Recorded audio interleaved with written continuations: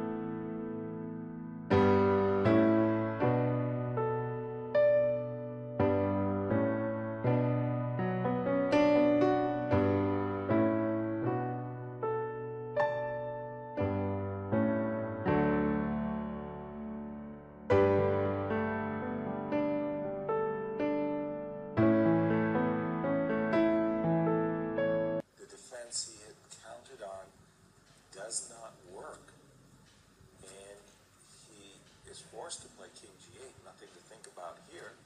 There it's it an is. only move. He usually reacts. He usually shows it. And I think now it's dawning on him. There it is, that this does not hold up.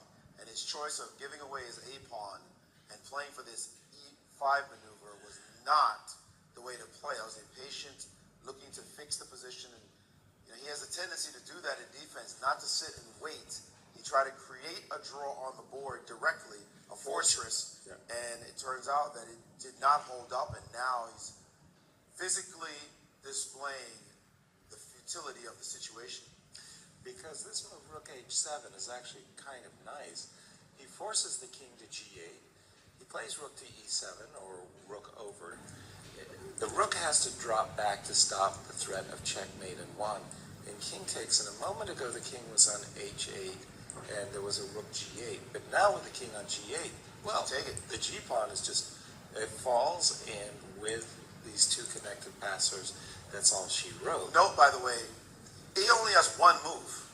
Yeah. He only has one move, and he's thinking. So this is the exact that speaks position. to the fact that he probably feels like he missed this move, although he would have lost anyway.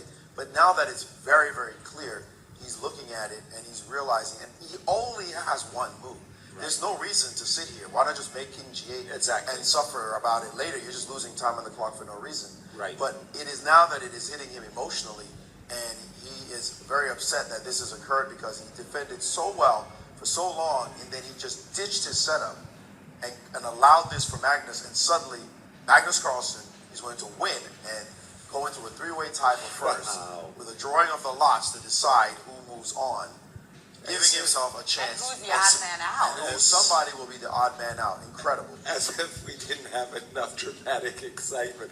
We knew the Sinquefield Cup, despite the many, many, many draws and the fighting draws, we knew that Sinquefield always delivers at the very end. We always get so much excitement. This other game going on right now that has some nobody's watching. Completely irrelevant. But I think Magnus, Magnus knows that game with FBL. I think he had that in his memory bank as he was watching this game. And they're in a rook into this endgame. They're somehow FBL has actually swindled an extra pawn, and he's in an endgame with two pawns to the good. But quite frankly, all eyes are on Magnus. Absolutely. Yeah, so let's just stay with that game and not. And there we have Nakamura shaking. A very despondent Hikaru, but that defense that was like the airbag defense, A5 and G5. It just failed to deploy. Especially, it wasn't necessary, and he's playing against the man who says, "I don't believe in fortresses." Talk about waving a flag. Yeah, boy, but I mean, this is what it takes to win at the very highest level, and we've seen Magnus just grinding out these wins throughout his career. We saw it earlier in the tournament against Sergey. Yep. And Hikaru is not going to be on Fabi's Christmas A list anymore. Well, Magnus had defeated him in over 2 years after, he said, he was a regular customer of Magnus, and then he finally defeated him with black, drew 6 games in a row. This one was just looking very much like a draw. Then made some really inexplicable decisions from a practical standpoint. It was better to sit and wait than it was to just toss a pawn and then toss your structure and dare the guy to figure out if there's a win. And if there's a win, Magnus is going to sit there and say, well, I got an extra pawn and your F-pawn's weak. Let's see what it's like.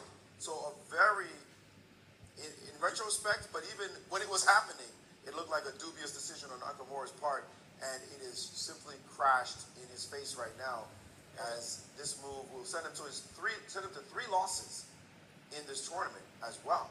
And we will bring you the drawing of the lots live as the other players are brought in. But yes, if the adjudication was based on judging, and you had to pick which 2 players deserved it most to be on the playoff, how could you choose between these 3? Because it's so different. Fabi maintained the lead throughout the tournament. And there it is. Magnus Carlsen has joined the 3-way tie for first. Magnus, the ultimate grinder, versus Fabiano, who just played so well defensively against Hikaru. Carlsen, showed that he was the front runner throughout the tournament, and then Levon, who played the most beautiful game of the tournament. I mean, how could you pick between these three players, Jazz? If you had to pick, who would be out? I don't know. Who would be out? If you had to pick, you got to do it. Yasser's choice. Yeah, just give me a second to think about it. But I learned something on break. We got mathematicians in the house, and